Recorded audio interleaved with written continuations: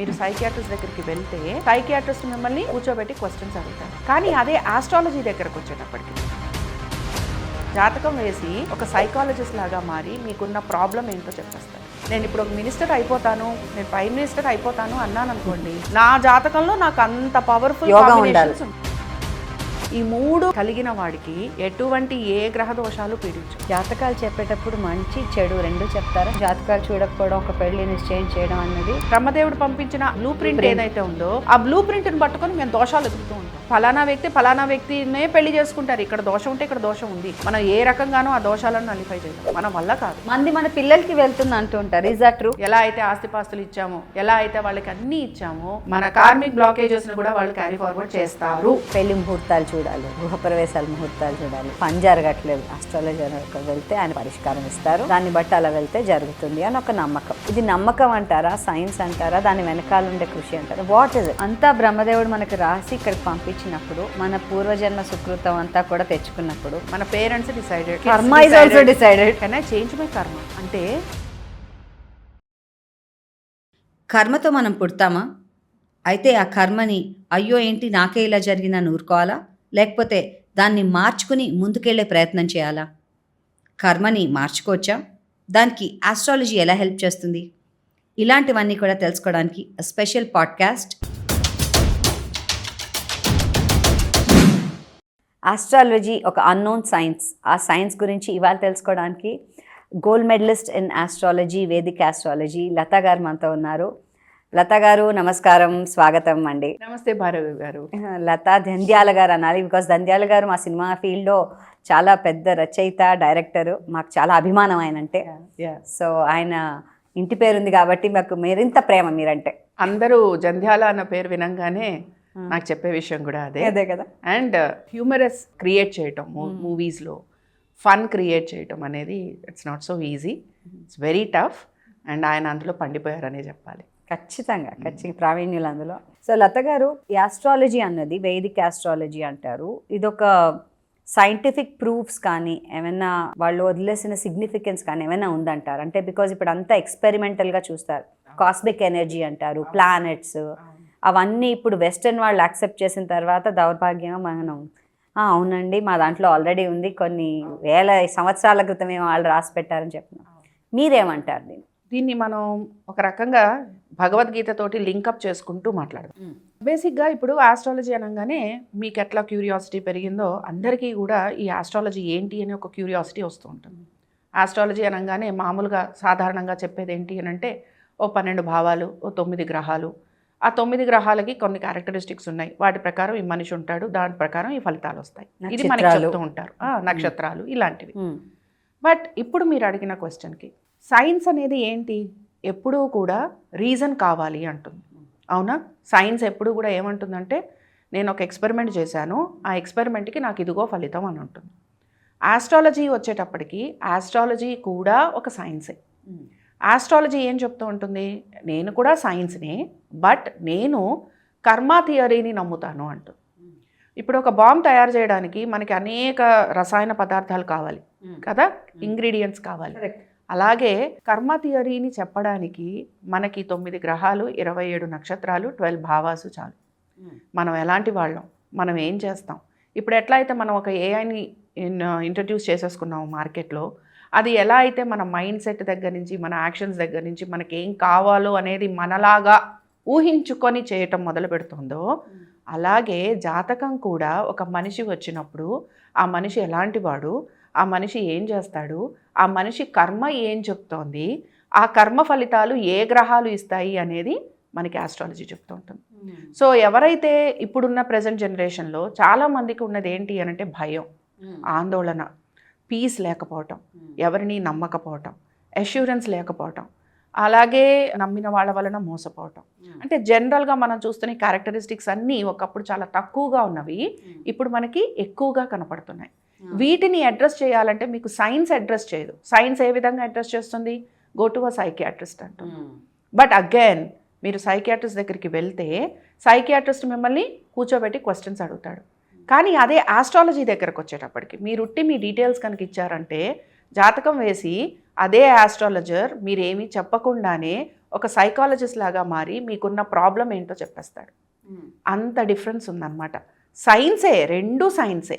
ఒకటి పీస్ గురించి మాట్లాడుతుంది, ఒకటి మనం చేసే పనుల గురించి మాట్లాడుతుంది. సైన్స్ ఎప్పుడూ కూడా నాకు రీజన్ ఇవ్వు అంటుంది, నాకు దీనికి ప్రూఫ్ ఇవ్వు అంటుంది. కరెక్ట్. వేరాజ్ ఆస్ట్రాలజీ ప్రూఫ్ అనేది దాని యాక్షన్లోనే మనకి చూపిస్తూ ఉంటుంది. ఇదిగో నేను ఇక్కడ ఎగ్జిస్టెంట్గా ఉన్నాను, ఇదిగో ఈ పని నువ్వు చేసావు కదా, దీని కర్మ ఫలితం ఇలా ఉంటుంది, ఈ కర్మ ఫలితాన్ని బట్టి నువ్వు ఇదిగో ఇప్పుడు you have to reap the benefits or you have to reap the results అని చెప్పి మనకి చెప్తూ ఉంటుంది. ఇన్ దట్ కేస్ అండి, సైన్స్ అన్నది మీరు ప్రతిదానికి ఒక ఎగ్జాంపుల్, ఒక ప్రూఫ్ కావాలన్నారు. ఇప్పుడు మీరు ఆల్రెడీ చెప్తారు, నేను ఒకవేళ వచ్చి ఒక జాతకం తీసుకుని వస్తే అమ్మాయి నువ్వు ఇలా చేసావు, ఎందుకని ఇలా ఉన్నావు. సో దానికి పరిష్కారం కూడా ఇస్తూ ఉంటారు, ఇలా చేస్తే ఇలా అవుతుంది అని. సో ఈ పరిష్కారాలు అన్నవి యాజ్ అన్ ఆస్ట్రాలజీ చెప్పండి, ఎంతవరకు సాధ్యపడతాయంటారు అండ్ దాని పరిమితులు ఏంటి? అంటే ఆస్ట్రాలజీలో ఏంటంటే చిన్న చిన్న బెనిఫిట్స్ నుంచి వెళ్ళి దీపం పెట్టడం గుడిలో దగ్గర నుంచి, ఆర్ ఎవరికైనా దానం ఇవ్వడం దగ్గర నుంచి, పెద్ద పెద్ద హోమాలు, యజ్ఞాలు, అలాంటివి చాలా పెద్దగా, చాలా విస్తారణంగా ఉంటాయి. సో ఎక్స్ప్లెయిన్ అసలు ఎలా ఉంటుంది, అసలు సబ్జెక్టివా ఆబ్జెక్టివా? ఆస్ట్రాలజీ ఎప్పుడు సబ్జెక్టివే. ఆస్ట్రాలజీ ఇందాక మీరు ఒక వర్డ్ వాడారు కదా, కాస్మిక్ ఫోర్సెస్. ప్లానెట్స్ అన్నీ కూడా కాస్మిక్ ఫోర్సెస్. ప్లానెట్స్ అన్నీ కూడా రిజల్ట్ ఓరియంటెడ్ ఫోర్సెసే. మొదలు పెట్టడమే భగవద్గీతతోటి మొదలు పెడుతున్నప్పుడు, భగవద్గీత అనేది ఏంటి అని అంటే కర్మ సిద్ధాంతం. ఆస్ట్రాలజీ ఇందాక నేను చెప్పినట్టే కర్మ సిద్ధాంతం. మనం చేసిన ప్రతి పనికి ఒక్కొక్క గ్రహం మనకి ఒక కర్మని ఇస్తూ ఉంటుంది. ఇప్పుడు ఆస్ట్రాలజీ అనేది ప్రిడిక్టివా అవునా కాదా, ఇది మీ క్వశ్చన్. ఆస్ట్రాలజీయే కనుక ప్రిడిక్టివ్ అయిందనుకోండి, అప్పుడు మనకి గీతాసారం ఉంటుందా? ఉండదు. గీతలో మరి కృష్ణుడు ఏం చెప్పాడంటే నువ్వు కర్మని నమ్ము, కర్మ చెయ్యి, నువ్వు నీ పనులు నువ్వు చెయ్యి, నువ్వు అవగాహనతోటి ఏ పని చేస్తున్నా అవగాహనతోటి చెయ్యి, ఆ పనిని సక్రమంగా పూర్తి చెయ్యి అన్నాడు. ఆస్ట్రాలజీ కూడా ఇవే చెప్తుంది. కర్మ సిద్ధాంతం. ఆస్ట్రాలజీ ఏం చెప్తోంది? నువ్వు కర్మ చెయ్యి, కర్మకి తగిన ఫలితం కోసం నువ్వు పనులు చేస్తావు, ఆ పనులు నువ్వు ఏ విధంగా చేస్తావు అనే దాన్ని బట్టి నీ జీవితం ఉంటుంది. సో నువ్వు పని చేస్తున్నావు అనుకో, మంచి పని చేసావంటే మంచి కర్మలు, చెడు పనులు చేసావంటే చెడు కర్మలు. సో దాన్ని బట్టి ఒక మనిషి జీవితం అనేది మోల్డ్ అవుతూ ఉంటుందన్నమాట. అంటే చాలామంది ఏం చేస్తారంటే ఆస్ట్రాలజర్స్ దగ్గరకు వచ్చినప్పుడు మాకు ప్రిడిక్షన్స్ చాలండి, మాకు రిజల్ట్స్ వస్తే చాలండి అంటారు. ఎవరైనా అంతే. ఇప్పుడు ఆస్ట్రాలజర్ దగ్గరకు వచ్చి కూర్చుంటే బాబు నువ్వు ఈ కర్మ చేసావంటే ఎవరికి టైం ఉండదు. చాలా తక్కువ మంది దాని మీద ఇంట్రెస్ట్ చూపిస్తారు. ప్రతి వాళ్ళు కూడా ఆస్ట్రాలజర్ దగ్గరకు వచ్చినప్పుడు ఓకేనండి మాకు టైం బాగాలేదన్నారు, ఓకే సో మీరు ప్రిడిక్షన్ ఇచ్చేశారు.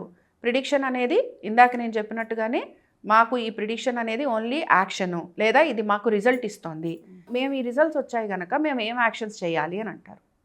ఏం యాక్షన్స్ చేయాలి అని అన్నప్పుడు ఆస్ట్రాలజరు అక్కడున్న పరిస్థితులని బట్టి ఆస్ట్రాలజర్ ఏం చెప్తారంటే మీరు ఈ ఫలానా పరిహారాలు చేసుకోండి అంటాడు. కానీ మీరు ఇంకొక విషయం గమనించాలి, ఏంటంటే కృష్ణుడు ఎక్కడా కూడా భగవద్గీతలో నువ్వు ఈ పర్టికులర్ పరిహారం చెయ్యి అని చెప్పలేదు. Correct, right, correct. ఏం చెప్పాడు? నువ్వు ఒక పని జరిగితే దానికి తగిన కర్మ ఫలితం ఉంది కనుక నువ్వు దానికి తగిన యాక్షన్ చెయ్యి అన్నాడు. సో నువ్వు యాక్షన్ చెయ్యాలి. ఏంటి? దానికి తగిన విధంగా నువ్వు యాక్షన్ చేయాలి. ఇప్పుడు చాలా చిన్న విషయం చెప్తాను. ఇప్పుడు ఎవరికైనా అనారోగ్యం వచ్చింది, అనారోగ్యం వచ్చినప్పుడు వాళ్ళు అన్నం తినలేని పరిస్థితుల్లో ఉన్నారు. పెద్దవాళ్ళు ఏం చెప్తారు తెలుసా? వెళ్ళి అన్నదానం చేసిరా అమ్మ అంటారు. అంటే ఒకటి కడుపు నింపితే మన కడుపు నిండుతుంది అని అర్థం. అంటే ఒక యాక్షన్ జరుగుతోంది, యాక్షన్ వలన నీకు ఒక రిజల్ట్ వస్తుంది, right? So same thing should be followed అనమాట. అయితే పెద్ద పెద్ద ఫలితాలు కావాలి, పెద్ద పెద్దవి కావాలి అని అంటే కూడా నీ జాతకంలో అంత పవర్ ఉండాలి. నేను ఇప్పుడు ఒక మినిస్టర్ అయిపోతాను, నేను ప్రైమ్ మినిస్టర్ అయిపోతాను అన్నాను అనుకోండి, నా జాతకంలో నాకు అంత పవర్ఫుల్ కాంబినేషన్స్ ఉండాలి. Yogas will also decide my కర్మ ఫలితం. నా కర్మ ఫలితాన్ని బట్టి నాకు యోగం, నా కర్మ ఫలితాన్ని బట్టి నేను పని చేస్తూ ఉంటాను, నేను చేసే పని మళ్ళీ నా కర్మని డిసైడ్ చేస్తూ ఉంటాను. సో ఇవన్నీ ఇంటర్లింక్డ్ అనమాట. గీతలో సారాంశం ఏం మీరు మోస్ట్ ఆఫ్ ద టైం చెప్తున్నది ఏంటంటే కర్మ చేస్తే దాని ఒక్కొక్కసారి చాలా రీజన్స్ వల్ల మనం చేయకూడదు అనుకున్నది కూడా చేయాల్సిన పరిస్థితి. ఓకే, అర్జునుడు యుద్ధం అనుకోండి, అంతే కదా, అంతే చేయకూడదు అనుకుంటాం, కానీ ఆ పరిస్థితి వల్ల లేకపోతే ఆ బాస్ అలా అనడం వల్ల లేకపోతే అలా చేయాల్సి వస్తుంది. అవును, చేస్తాం కూడా, అవును తప్పక. అవును. సో అది కూడా కర్మే అంటారా? మీరేమంటారు? ఇందులో చాలా మందికి వచ్చే ప్రశ్న ఇది ఏంటంటే, నువ్వు ఆస్ట్రాలజీ అంతా కర్మ బేస్డ్ అంటున్నావు, ఆస్ట్రాలజీ రిజల్ట్స్ అన్నీ కూడా కర్మ బేస్డ్ రిజల్ట్స్ అంటున్నావు, but how do I change my కర్మ? ఇప్పుడు మీరు అన్నట్టు నేను అసలు నా పరిస్థితులు ఇలా ఉన్నాయి, నాకు ఈ పరిస్థితుల్ని నేను ఎదుర్కోవాలి, లేదా నాకు ఈ పరిస్థితులు ఎదుర్కోవడానికి నాకు ఒక మంచి రూట్ కావాలి. మరి ఇప్పుడు నాకు ఇష్టం లేని పనులు కూడా నేను చేస్తున్నాను. సో నేను అక్కడ నా కర్మని నేను పెంచుకుంటున్నాను. కానీ ఇక్కడ చెప్పేది ఒక చిన్న ఎగ్జాంపుల్తో మొదలు పెడదాం. సో ఎనీ ఆర్గనైజేషన్లో నేను పనిచేస్తున్నాను, నేను పనిచేసిన దానికి నాకు నా ఆర్గనైజేషన్ నాకు డబ్బులు ఇస్తుంది. బట్ ఎనీ అన్ఎథికల్ మీన్స్లో నేను సంపాదించేదంతా కూడా it is going to be my bad karma. Okay, ఇప్పుడు ఇక్కడ అన్ఎథికల్ మీన్స్ నాకు చేయటం ఇష్టం లేదు, but I'm force to do. అప్పుడు ఏమొస్తుంది అంటే మన ఫ్రీ విల్ వస్తుంది అనమాట. ఫ్రీ విల్ వచ్చి అది ఏం చేస్తూ ఉంటుందంటే మనకి మనస్సాక్షిగా అంటాం కదా, సినిమాల్లో ఎక్కువ వాడుతూ ఉంటాం, మనసు లేదా నీకు, మనస్సాక్షి లేదా నీకు అంటూ ఉంటాం కదా. ఈ మనస్సాక్షి అనేవి మనతోటే ఉండి మనని బాగా ముందుకి వెనక్కి వెళ్ళనీయకుండా ఆపుతూ ఉంటాయి అన్నమాట. సో బాగా మంచి వాళ్ళు ఉన్నారు అని అనుకున్నాం అనుకోండి, మంచి వాళ్ళలో ఎక్కువ సఫరింగ్ ఎందుకే కనపడుతుంటుంది. ఎందుకు అని అంటే వాళ్ళు ఎంతసేపు మంచి చెడులో నలిగిపోతూ ఉంటారు.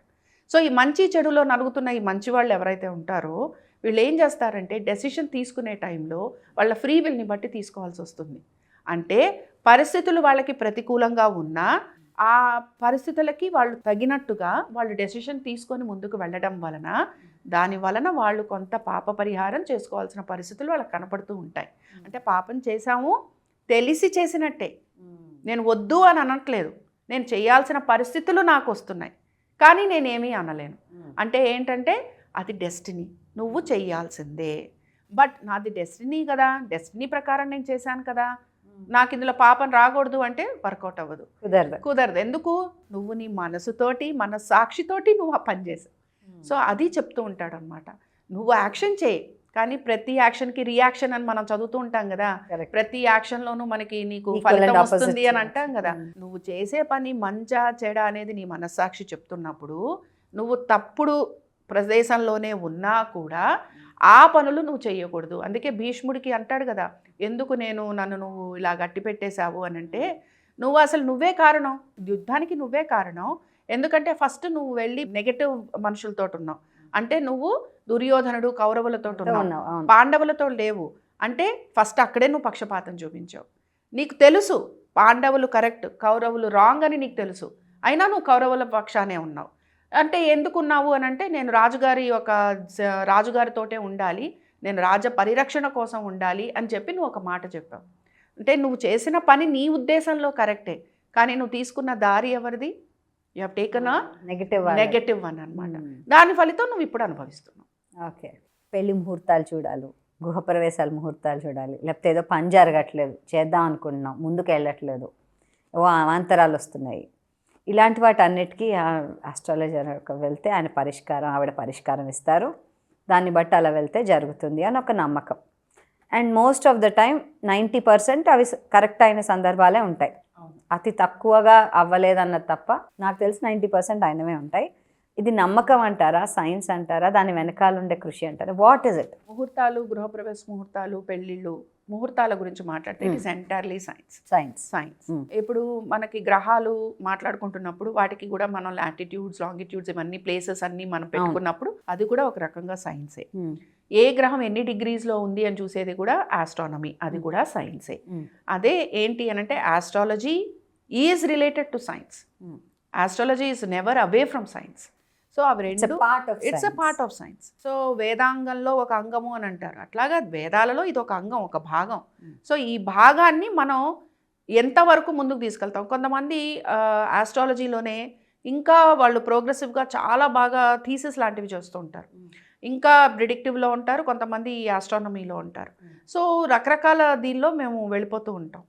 ఇప్పుడు ఇవన్నీ కూడా ఎంతవరకు మీరు దీన్ని సైన్స్ అని అంటారు ఆర్ అనరు అని అంటే, ఇందాక నేను చెప్పిన ఎగ్జాంపులే, ఒక సైకాలజిస్ట్ దగ్గరకు, సైకియాట్రిస్ట్ దగ్గరికి వెళ్ళినప్పుడు నీ ప్రాబ్లం నువ్వు చెప్పుకుంటే తప్ప వాళ్ళకి తెలియనప్పుడు, ఆస్ట్రాలజర్ దగ్గరికి వెళ్ళి కూర్చున్నప్పుడు నువ్వు పెళ్ళికి వచ్చావా, నువ్వు ఇల్లు కట్టుకోవడానికి వచ్చావా, లేకపోతే నీకేమైనా అనారోగ్య సమస్యలు ఉన్నాయా అనేది అప్పుడు నడుస్తున్న దశాభుక్తులు నీకు చెప్పేస్తూ ఉంటాయి. సో నడుస్తున్న దశాభుక్తులని కనుక మనం కరెక్ట్గా ఇవాల్యుయేట్ చేయగలిగితే ఈ మనిషి దేనికి వచ్చాడు అని మనం చెప్పేయచ్చు. మళ్ళీ అది కూడా సైన్సే. కానీ ఈ సైన్స్ తెలుసుకోవాలంటే సాధన అనేది ఒకటి పనిచేస్తూ ఉంటుంది, మళ్ళీ అక్కడ ఒక డివైన్ ఫోర్స్ అనేది పనిచేయాలి. సో ఒకటి సబ్జెక్టివ్గా నేర్చుకునేటప్పుడు అందరం సబ్జెక్ట్లా నేర్చుకున్నా, తర్వాత ఇందులో ప్రోగ్రెస్ అవ్వాలి, ఇందులో మేము ఇంకా బాగా పరిపూర్ణత తెచ్చుకోవాలి అని అంటే ఎక్కడో అక్కడ ఒక డివైన్ గ్రేస్ హెల్ప్ అనేది ఉండాలి. దాని గురించి ఒక ఆస్ట్రాలజర్ ఏం చేయాలి? సాధన చేయాలి. సాధన చేసి ఆయన పాటించాల్సిన కొన్ని నియమాలు ఉన్నాయి, అవి కూడా పాటించాలి.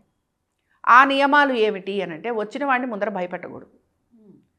ఓకే, వచ్చిన వాళ్ళని ముందర భయపెట్టకూడదు. అయితే ఆస్ట్రాలజర్స్ ఇప్పుడు మాలాంటి వాళ్ళు నేనే ఉన్నాను, నేను ఉన్నది ఉన్నట్టుగా చెప్తూ ఉంటాను. దీని వలన కూడా ప్రాబ్లమే, ఎందుకంటే ప్రతివాడు దాన్ని యాజ్ ఇట్ ఈస్గా తీసుకోలేని పరిస్థితులు ఉంటూ ఉంటాయి. వాళ్ళ పరిపక్వత ఎంత ఉందో వాళ్ళు తీసుకోలేరు. సో అందుకని ఏమవుతూ ఉంటుందంటే ఇలాంటప్పుడు వాడు పడుతున్న బాధలో సగం బాధ నేను కూడా తీసుకోవాల్సి వస్తుంది. సో ఒక గైడ్ ఎవరైతే గైడెన్స్ ఇస్తున్నారో, ఒక ఆస్ట్రాలజర్ ఎవరైతే గైడెన్స్ ఇస్తున్నారో వాళ్ళు కూడా ఈ కర్మలో భాగాన్ని పంచుకోవాల్సి ఉంటుంది. సో అందుకని ఆస్ట్రాలజర్స్ ఎప్పుడూ కూడా ఉన్నది ఉన్నట్టుగా చెప్పకుండా కొంచెం అటు ఇటు తిప్పి తిప్పి చెప్తూ ఉంటారు అనమాట. అర్థమవుతుందా? పెళ్ళించకుండా చెప్పడం అన్నది బేసిక్. బట్ వచ్చిన వాళ్ళు ఏమంటారంటే మీరు డైరెక్ట్గా చెప్పింది మేము అర్థం చేసేసుకుంటాం, మాకు అదే కావాలండి అంటారు. తీరా అది చెప్పిన తర్వాత మేము తట్టుకోలేమండి అంటారు. ఆ తట్టుకునే శక్తి కావాలి అని అంటే కూడా నీ ఆస్ట్రాలజీలో ఫలానా గ్రహాలు స్ట్రాంగ్గా ఉండాలి. ఎట్లా అయితే సాటర్న్ అనే గ్రహం వలన మనం ఎక్కువ బాధపడుతున్నాము అని అనుకుంటాం. చాలా మందికి భయం, శని అనంగానే వణికిపోతూ ఉంటారు. నాకు తెలిసి is a good god. Correct.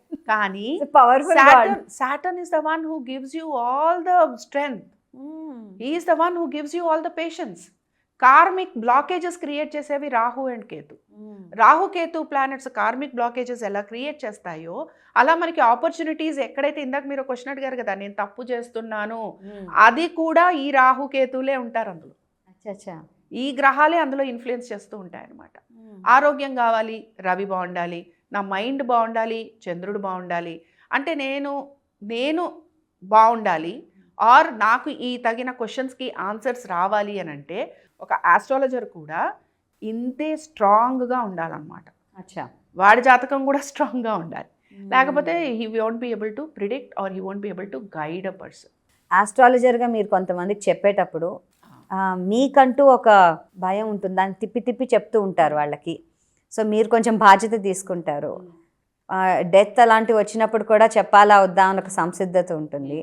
అది ఎంతవరకు కరెక్ట్ అంటారు? అండ్ ఎలా చెప్పగలుగుతారు? హెల్త్ ప్రాబ్లం వస్తుందన్నా, లేకపోతే ఫైనాన్షియల్ ప్రాబ్లం వస్తుందన్నా, how do you overcome it? ఇక్కడ ఏంటంటే ఆస్ట్రాలజర్స్ చూస్ చేసుకోవచ్చు. అవునా? ఆస్ట్రాలజర్స్ చూస్ చేసుకోవచ్చు. ఎలాంటివి? డెత్ లాంటి వాటిల్లో చూస్ చేసుకోవచ్చు. మేము అన్నీ చెప్పాలన్న రూల్ మాకు లేదు.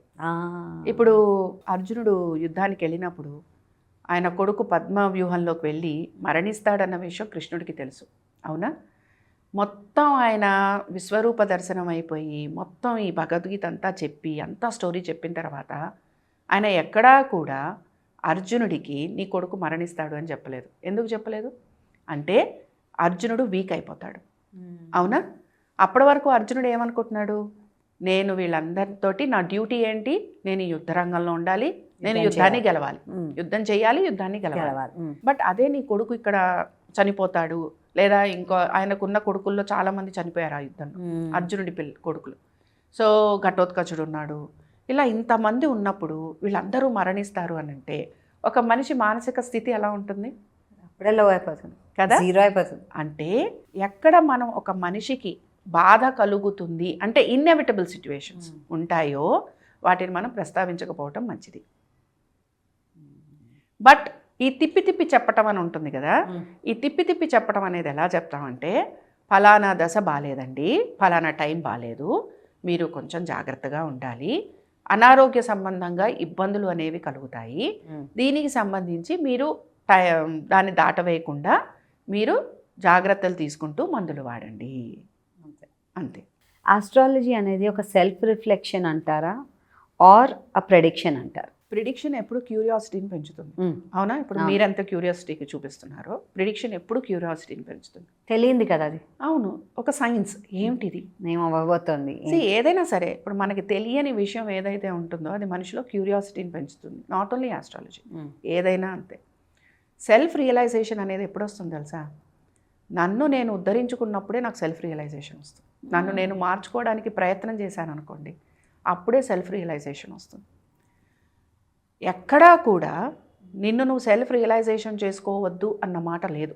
మనకున్న ఈ యోగులు ఎవరైతే ఉన్నారో, స్వామి వివేకానంద అనుకుందాం, రామకృష్ణ పరమహంస అనుకుందాం, అనేక మంది మన భారతదేశంలో అనేక మంది యోగులు ఉన్నారు.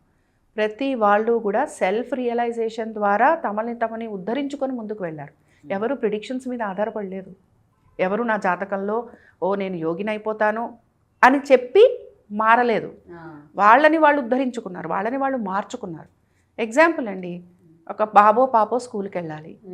కొంత వయసు వరకు అమ్మో నాన్నో లేపుతారు, రెడీ చేసి పంపిస్తారు. వాళ్ళకి టీనేజ్ వచ్చిన తర్వాత పిల్లలు ఆటోమేటిక్గా నిద్రలేవటం, ఆటోమేటిక్గా మేము బాగా చదువుకోవాలనుకోవటం, ఇది ఒక సెల్ఫ్ రియలైజేషన్.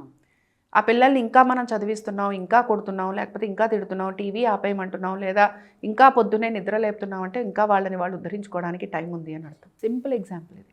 బాగా చెప్పారు. సో ప్రిడిక్షన్స్ అనేది క్యూరియాసిటీని పెంచుతుంది కనుక సెల్ఫ్ రియలైజేషన్ అనేది మన కర్మలని తొలగిస్తుంది. ఇప్పుడు చాలామంది పెద్ద పెద్ద హోమాలు చేయించుకోలేని వాళ్ళు ఉంటారు. వాళ్ళకి చిన్న పరిహారం చెప్తాం. మీరు ప్రతిరోజు, నేను ఎగ్జాంపుల్గా నేను చూశాను, ఇంప్లిమెంట్ చేసి వాళ్ళ ప్రాబ్లమ్స్ని వాళ్ళు దాటిన వాళ్ళని కూడా నేను చూశాను. మీరు ప్రతిరోజు శివాలయానికి వెళ్ళండి. శివాలయానికి వెళ్ళి స్వామివారి చుట్టూరా మీరు ప్రదక్షిణాలు చేయండి. అక్కడ రోజు కూర్చొని శివనామ స్మరణ చేయండి. స్వామివారికి 5 బిల్వపత్రాలు పెట్టండి. ఇంతే. ఇలా మీరు రోజు చెయ్యండి. రోజు చేయండి అనేటప్పటికీ మనుషులకి ఇది రోజు చేయాలా, రోజు సినిమాలు చూస్తాం, రోజు అన్ని పనులు చేస్తాం. అలాంటిది భగవంతుడి దగ్గరికి వెళ్ళి మన కర్మ ప్రక్షాళన చేసుకోవడానికి మనకి రోజు చెయ్యాలా అన్న ప్రశ్న వస్తుంది. సో ఈ రోజు చెయ్యాలా అన్న ప్రశ్న లేని వాళ్ళు, ఎవరైతే వాళ్ళ కర్మని తగ్గించుకొని వాళ్ళకు పరిష్కార మార్గం కావాలనుకుంటారో వాళ్ళు ఖచ్చితంగా భగవంతుడి దగ్గరికి వెళ్తూ ఉంటారు. ఇక్కడ భగవంతుడి దగ్గరికి వెళ్ళటం వల్ల నాకేం జరుగుతుందో తెలుసా? నా శరీరం శుద్ధ అవుతుంది, నా మనసు శుద్ధ అవుతుంది. I'm cleansing my self. So ఈ క్లెన్జింగ్ యాక్టివిటీ ఏ గ్రహాలు ఇస్తాయి? మళ్ళీ ఆ 9 గ్రహాల్లో గ్రహం ఇస్తుంది. సో 9 గ్రహాలు మన చుట్టూరానే తిరుగుతూ ఉంటాయండి. అవి మన చుట్టూరా తిరుగుతూ మనని గైడ్ చేస్తూ మన చేత యాక్షన్ చేయిస్తూ దాని యొక్క యాక్షన్కి వచ్చే రిజల్ట్స్ ఏవైతే ఉన్నాయో వాటిని కార్మిక్ బ్లాకేజెస్ అంటూ, ఈ కార్మిక్ బ్లాకేజెస్ని రిలీజ్ చేసుకోవడానికి, నువ్వు మళ్ళీ రిలీఫ్ కావాలి అని అనుకోవడానికి నువ్వు మళ్ళీ భగవంతుడినే ఆశ్రయించు అని అంటే విషయస్ సైకిల్ కదా ఇది. అంతే. ఒకసారి ఇరుక్కుపోయాం సాలిగూడు అనమాట. ఒకసారి ఇరుక్కుపోయాము అని అంటే అందులో బయటికి రావడానికి చాలా ప్రయత్నం చేయాలి. అదే నాకు చెప్పండి, ఇలా మీరు గుడికి వెళ్ళండి అవన్నీ చెప్తుంటారు కదా, నాకు అనిపిస్తుంది అదొక కైండ్ ఆఫ్ డిసిప్లిన్, ఒక క్రమశిక్షణ అంటారు కదా. 20 రోజులు 21 రోజులో మీరు పొద్దున్నే లేచి యోగా చేస్తే లైఫ్ లాంగ్ చేస్తారు, ఇలాంటివి ఉంటాయి కదా. ఇవన్నీ ఒక డిసిప్లిన్ ఇంకల్కేట్ చేసి వాళ్ళని ఒక మానసికంగాను అండ్ ఫిజికల్గా కూడా స్థిరత్వాన్ని తెచ్చే గుణం ఉంటుంది ఆస్ట్రాలజీలో అని నాకు అనిపిస్తుంది. Please explain. అదా లేదు దీనికి వేరే ఉంటుంది అమ్మాయి, టెంపుల్స్లో పవర్ ఉంటుంది అంటారా? మీరేమంటారు? టెంపుల్స్లో డెఫినెట్గా పవర్ ఉంటుంది, లేకపోతే ఇంతమంది టెంపుల్స్కి వెళ్ళరు. రైట్. నేను ఇందాకే చెప్పాను కదా, మనసుకి శరీరానికి శుద్ధిని కలిగిస్తుంది. నేను ఒక ప్రోగ్రాం చూశాను, వారు ఒక మాట చెప్పారనమాట. షణ్ముఖ శర్మ గారు, ఆయనది ఒక వీడియో చూడటం జరిగింది. ఆయన ఒక అద్భుతమైన మాట చెప్పారు, అంతఃకరణ శుద్ధి అని. అంతఃకరణ శుద్ధి అనేటప్పటికీ అలర్ట్ అయిపోయాను, ఎందుకంటే సినిమాలో వింటమే తప్ప పెద్దగా అంతఃకరణ శుద్ధి గురించి ఆలోచన రాల. ఆలయాలకు వెళ్ళండి, పరిహారం క్రమంలో ఆలయాలకు వెళ్ళండి అని అన్నాం. ఆలయాలకి వెళ్ళటం వలన ముందర మన బాహ్య శుద్ధి చేసుకుంటున్నాం, బాహ్య శుద్ధి జరుగుతుంది. ఆలయాలకు ఉరికే వెళ్ళిపోంగా ఓ తలస్నానం చేసుకుంటాం, ఉతికిన బట్ట కట్టుకుంటాం, గుడికి వెళ్ళాలి వెళ్ళాలి వెళ్ళాలి వెళ్ళాలి అని మైండ్ అండ్ సోల్ రెండు కూడా అంటూనే ఉంటాయి. సో ఇలా ఉందనుకోండి, ఇట్ హ్యాస్ క్రియేటెడ్ ఒక మనలో ఒక పాజిటివిటీ అండ్ క్యూరియాసిటీ. సో మనం ఏం చేస్తున్నాం? ముందర స్నానం చేస్తున్నాం, సో మన్ని మనం క్లెన్స్ చేసుకుంటున్నాం. సో బాహ్య శుద్ధి జరుగుతుంది. అంతఃశుద్ధి అంటారు. అంటే ఏంటి అని అంటే, నేను ఇంటర్నల్గా నేను భగవంతుడి దగ్గరికి వెళ్ళాలి, భగవంతుడికి పూజ చేయాలి, భగవంతుడికి తులసి దళాలు పెట్టాలి, ఇది నా ఆలోచన, నేను ఆ పని చేస్తాను. తర్వాత ఏంటి అని అంటే, ఇవి రెండు మననం చేసి శారీరక శుద్ధి చేసుకొని మననం చేసిన తర్వాత, నేను ఈ మననం చేశాను కదా, స్వామివారికి సుదర్శన హోమం చేస్తే ఎలా ఉంటుంది, స్వామివారికి కళ్యాణం చేస్తే ఎలా ఉంటుంది, లేకపోతే నేను ఏదైనా సరే ఒక సాధన చేస్తే ఎలా ఉంటుంది అనే ఆలోచన కలుగుతుంది. ఈ మూడు కలిగిన వాడికి ఎటువంటి ఏ గ్రహ దోషాలు పీడించవు. ఎందుకంటే వాడు అన్ని దోషాలని దాటి ముందుకెళ్ళిపోయాడు అనమాట. ఓకే, సో భగవంతుడికి దగ్గరగా కూర్చున్నవాడు అనమాట. అంటే ఇంకేముందంటే ఈ 3 ప్రాక్టీస్ చేసినప్పుడు మీకున్న 9 గ్రహాలు కానీ మన కర్మ కానీ మనం చేయాల్సిన డ్యూటీస్ కానీ ఇవి ఏవి కూడా మన జోలికి రావు. డోంట్ యూ థింక్ మెకానికల్గా ఉంటుందని అనిపించదా మీకు? కొన్ని ఎలా అంటే ఆ రోజు అది చెయ్యాలి కదా అని చేయడం ఒకటి, మేబీ గుడికి వెళ్ళకపోయినా వెళ్ళకపోయినా మానసికంగా ప్రశాంతంగా ఉంటూ ఇంట్లోనే పూజ చేసుకుని ఉండడం కూడా ఒక way of thinking. Okay, so ఎక్స్టర్నల్గా వెళ్ళి గుళ్ళో గోపురాలు అంటే ఇప్పుడు భక్తులు కూడా ఎక్కువైపోయారు గుళ్ళకి వెళ్ళే వాళ్ళం, సారీ అనకూడదు, కానీ కొంతమంది ఇంట్లోనే ఉంటూ మంచి పనులు చేస్తూ దేవుడిని పూజిస్తూ కూడా ఉంటారు. So how do we evaluate that? మంచి క్వశ్చన్ అడిగారు. ఇందాక మీరు ఒక మాట అన్నారు చూసారా, ఒక 40 రోజులు చేస్తే ప్రాక్టీస్ అయిపోతుంది, రైట్? నేను ఇంట్లో కూర్చొని భగవంతుడి ముందర నేను జపం చేసుకుంటాను, లేకపోతే నేను భగవంతుడికి పూజ చేసుకుంటాను, ఇదంతా ప్రాక్టీస్. నేను ముందర వెళ్ళి భగవంతుడి దగ్గర కూర్చోవాలి, అంటే నా మనసుని నా శరీరాన్ని దానికి ప్రిపేర్ చేయాలి.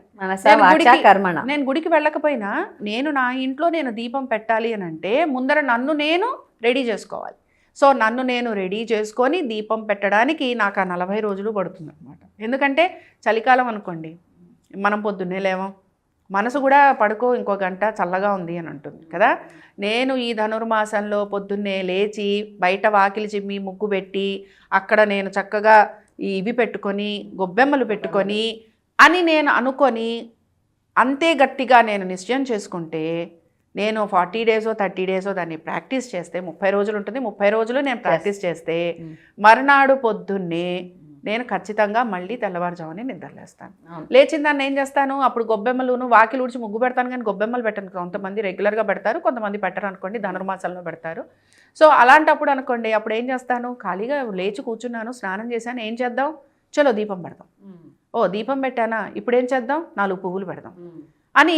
అప్పుడు మనం ఏం మొదలు పెడతామంటే భగవంతుడికి ఏది ఇష్టము అని మొదలు పెడతాం. మనము సెల్ఫ్ రియలైజేషన్, ఇందాక మీరు అడిగారు కదా, ఇదే అన్నమాట. నన్ను నేను మార్చుకుంటూ సెల్ఫ్ రియలైజ్ అవుతూ నన్ను నేను నా కర్మలను మార్చుకుంటూ ముందుకు వెళ్ళిపోతున్నాను. సో ఇక్కడ నాకు ప్రిడిక్షన్తో పని ఏముంది? మరి అలాంటప్పుడు నేను చెడ్డ పనులు చేస్తూనే ఉంటాను, దానం ఇచ్చేస్తాను, గుడికి వెళ్ళి దండం పెట్టేసుకుంటాను అంటే వాష్ ఆఫ్ అయిపోతాయా? ఏమీ కావు. అదేగా కృష్ణుడు చెప్పింది, నువ్వు పనులు చెయ్యి కానీ నీ ఫ్రీ విల్ ఒకటి పని చేస్తుంటుందిగా. చాలామంది అంటారు నా మనసు చాలా మంచిదండి కానీ నోటికి వచ్చినట్టు మాట్లాడతాను అంటారు. మనసు మంచిదైతే నోటికి వచ్చినట్టు ఎలా మాట్లాడం. సో అన్నీ ఒక సింక్రనైజేషన్లో ఉండాలి, అంతే. మన మాట వినేటట్టు ఉండాలి, మనల్ని మనం ముందర మార్చుకోవాలి. సెల్ఫ్ రియలైజేషన్, అప్పుడే కదా మనకి ఏదైనా వర్కౌట్ అవుతుంది. ఒక ఆస్ట్రాలజర్గా మీరు చెప్పండి, జాతకాలు చెప్పేటప్పుడు మంచి చెడు 2 చెప్తారా చెప్పరా? ఆస్ట్రాలజర్ అయితే మంచి చెడు 2 చెప్పాలి. బట్ ఆ మంచి ఏమిటి ఆ చెడు ఏమిటి, మంచి ఎంతైనా చెప్పుకోవచ్చు, మనుషులు ఆనందిస్తారు. చెడు ఎంత చెప్పాలి అనేది తెలుసుకోవాలి. బట్ చెడు కూడా ఒక రకంగా చెప్పాలని నేను అనుకుంటాను. ఎందుకంటే మనిషి ఆశాజీవి. బాబు నీకు ఈ ఫలానా టైం చెడ్డగా ఉంది కానీ ఒక ఏడాదో 2 ఏళ్లలోనో కొంతకాలంలో నువ్వు బాగుంటావు అని అంటే ఆ మనిషి ఆ హోప్ తోటి ముందుకు వెళ్తూ ఉంటాడు. ఇప్పుడు చాలా సమస్యలకి మనకి చాలా కామన్గా వచ్చేది ఇన్స్టాలో కానీ యూట్యూబ్లో కానీ ఒకటే మనకి వచ్చేస్తుంది, any kind of problem refer to Bhagavad Gita అంటారు కదా. సో దాని మీద క్యూరియాసిటీ తోటి మీరు కొంచెం అలా ఇలా తిప్పారనుకోండి, మనకి చాలా వాటికి సొల్యూషన్స్ వస్తూ ఉంటాయి. రైట్, మనకి సంబంధించిన మ్యాజిక్ అది. అంటే ఏంటంటే మన లైఫ్ మొత్తం కూడా భగవద్గీత చుట్టూరా తిరుగుతుంది. సో మనకేం తెలుస్తూ ఉంటుందంటే మనము ఒక చెడు పని చేసి దానికి రిజల్ట్ ఎక్స్పెక్ట్ చేస్తే, మంచి పనులు చేసి నేను డబ్బులు వేసేసాను, దాన ధర్మాలు చేసేసాను, బట్ నేను ఈ పని చేశాను ఆ పని చేశాను, నా రిజల్ట్ ఏది అంటే నువ్వు చేసిన పనికి నీకు రిజల్ట్ వచ్చినా నువ్వు చేసిన చెడ్డ పనికి కూడా రిజల్ట్ వస్తుంది. అలాగే ఇప్పుడు మనం చెప్పుకున్నదనమాట, ఏదైనా సరే ఒక మంచి పనికి రిజల్ట్ ఎలా ఉంటుందో చెడ్డ పనికి రిజల్ట్ ఎలా ఉంటుందో అవి మన జాతకాన్ని చెప్తూ ఉంటాయి. కనుక నా దగ్గరికి వచ్చిన వ్యక్తికి నేనేం చెప్తానంటే నీకు ఫలానా టైం బాగాలేదు, ఈ టైంలో నువ్వు జాగ్రత్తగా ఉండు అని చెప్పాలే తప్ప నువ్వు ఈ పని చేయకూడదు అని చెప్పకూడదు. నీకు ఉద్యోగం రాదు అని నాకు తెలిసినప్పుడు నీకు ఉద్యోగం రాదు ఇప్పుడు, కానీ నీ ప్రయత్నం నువ్వు చెయ్యి. నీకు ఇప్పుడు వివాహం కాదు ఇంకా సమయం రాలేదు, లేదా నీకు వివాహం ఆలస్యము, సపోజ్ ఓ 35 ఏళ్ళకి పెళ్ళి అవుతుంది అనుకుందాం. సో 35 ఇయర్స్కి మ్యారేజ్ అవుతుంది అనుకున్న వాళ్ళు 30కి వాళ్ళు కూడా ఆలోచన 32కే ఆలోచిస్తారులేండి, వాళ్ళు ఏం ముందర ఆలోచించరు. సో వాళ్ళు ఇమ్మీడియట్గా ఆలోచించిన వెంటనే ఫలితం కావాలంటారు. ఇన్స్టెంట్ రిజల్ట్స్ ఎక్కడ రావు. నేను పెళ్లి చేయాలి అని అనుకుంటే, లేదా ఎక్కడన్నా మనం చూస్తే మ్యాట్రిమోనీకి వెళ్ళటమో, సంబంధాల గురించి చెప్పడమో, నలుగురికి చెప్తే సంబంధాలు అంటే మనం ఒక యాక్షన్ చేయాలిగా. సో సేమ్ ఆన్సర్ అనమాట. నేను ఏదైనా సరే ఓకే మ్యారేజ్ చేసుకుంటున్నారు, వివాహం ఆలస్యం అవుతుంది. ఈ వివాహం ఆలస్యం అవుతుంది కనుక మీరు మీ ప్రయత్నాలు మొదలు పెట్టండి, అంతేగాని మీరు ప్రయత్నాలు చెయ్యకండి అని నేను చెప్పకూడదు. ఓకే, అది మీ డిసిప్లిన్. అది నా డిసిప్లిన్. జాతకాలు అన్నీ చూసి ఇటువైపు అటువైపు 6 తరాలు అన్నీ చూసి పెళ్ళిళ్ళు చేస్తూ ఉంటారు. వాళ్ళు 3 నెలల్లో సంవత్సరంలో డైవర్స్ తీసుకుంటూ ఉంటారు. ఏమీ చూడరు, పెళ్లి చేసేస్తారు. ఓకే నచ్చింది ఇద్దరికి, అబ్బాయి అమ్మాయినో లేకపోతే వాట్ ఎవర్ చేసేస్తారు. వాళ్ళ లైఫ్ బ్రహ్మాండంగా ఉంటుంది. సో దీనికి ప్రూఫ్ ఓకే, అంటే చాలా మందికి ఉండే సమస్యలు ఇవి. చాలా మంచి క్వశ్చన్ కూడా. ఎందుకంటే ఇప్పుడు అట్ ప్రెసెంట్ మన సొసైటీలో మ్యారేజ్ అనేది చాలా పెద్ద సవాల్గా ఉంది. అండ్ చాలామంది ఆలోచిస్తున్నారు కూడా అసలు పెళ్లి చేసుకోవాలా అని కదా.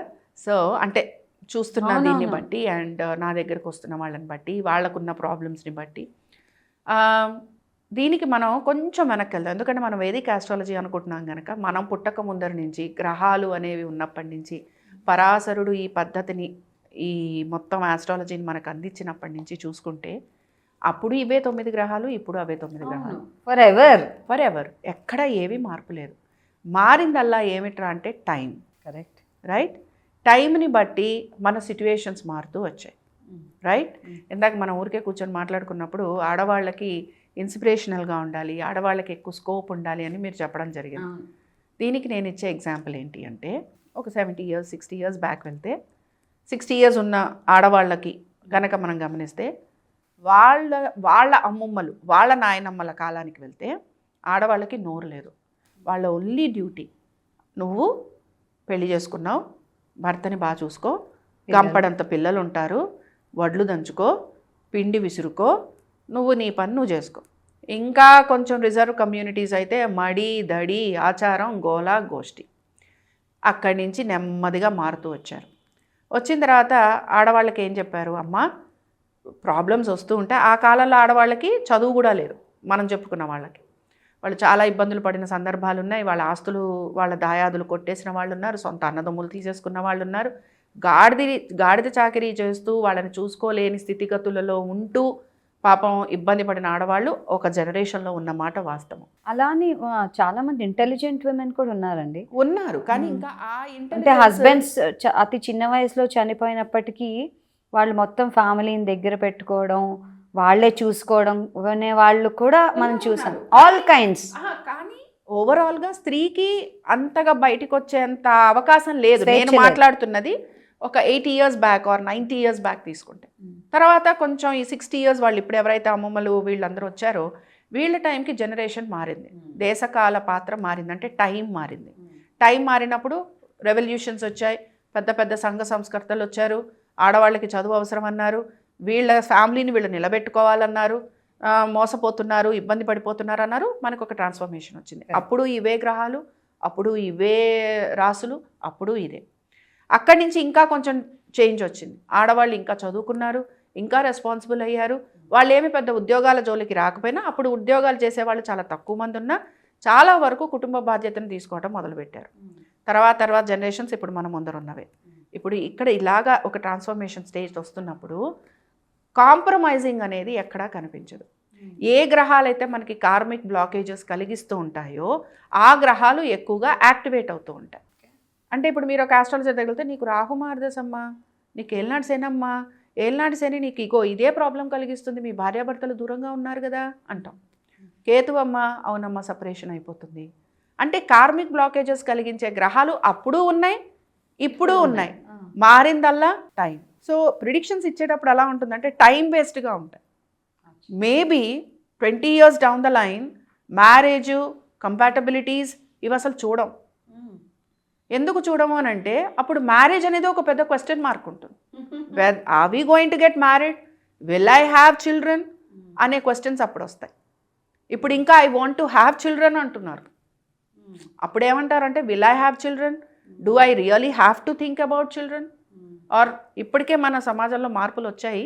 ఇవన్నీ కూడా టైం బేస్డ్ అనమాట. కాలమాన పరిస్థితులు బట్టి ఆస్ట్రాలజీ పాతకాలంలో ఏదో జరిగింది కనుక ఇప్పుడు మడి కట్టుకొని నువ్వు శాస్త్రం ప్రకారం చేయంటే చేసేవాళ్ళు ఉన్నారు, చేయలేని వాళ్ళు ఉన్నారు.